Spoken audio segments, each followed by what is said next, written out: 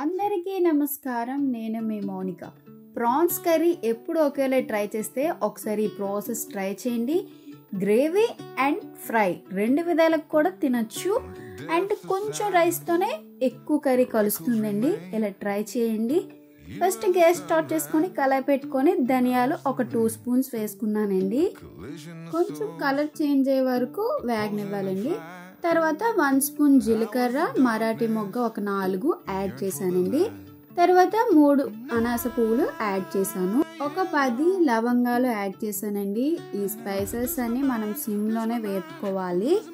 అప్పుడే మనకి స్పైసెస్ అన్ని బాగా వేగుతాయండి.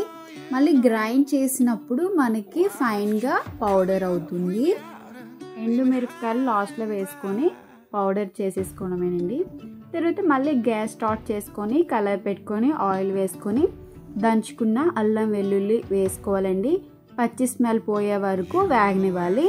తర్వాత పచ్చిమిర్చి వేసుకొని పచ్చిమిర్చి కూడా కలర్ చేంజ్ అయిన తర్వాత మనం ఆనియన్స్ వేసుకోవాలి. ఆనియన్స్ కూడా గోల్డ్ షేడ్ వేగాలండి. ఆనియన్స్ వేపుకునేటప్పుడు గ్యాస్ సిమ్లోనే పెట్టుకొని వేగనివ్వండి. అప్పుడే మాడకుండా బాగా వేగుతాయి.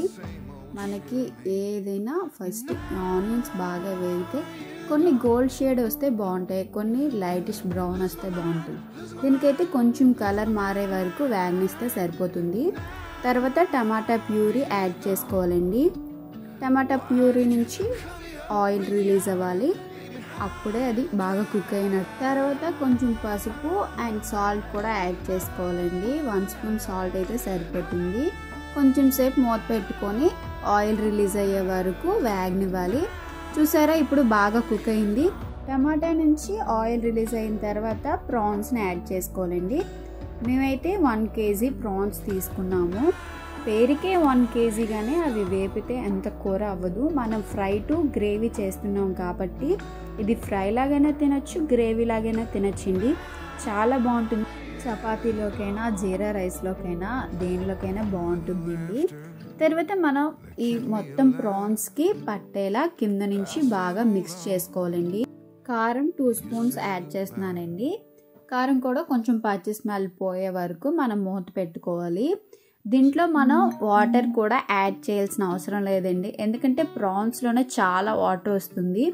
మనం వాటర్ కూడా వేయక్కర్లేదు. సిమ్లో పెట్టేసి వేగనిస్తే సరిపోతుంది. ప్రాన్స్ మొత్తం పట్టేలా ఒకసారి కలుపుకొని మూత పెట్టేసుకుంటే ఒక 10 మినిట్స్ బాగా కుక్ అయిపోతుందండి. కొంచెం గ్రేవీలా వచ్చింది చూసారా.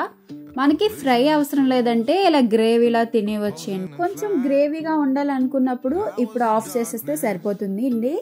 కొంచెం ఫ్రైలా కావాలంటే మనం కొంచెం సిమ్లో పెట్టి ఒక 10 మినిట్స్ వేపుకుంటే సరిపోతుంది. లాస్ట్లో కొత్తిమీర చల్లుకుంటే ఆ ఫ్లేవర్ కూడా యాడ్ అయ్యి చాలా టేస్టీగా ఉంటుంది. ఒకసారి ట్రై చేసి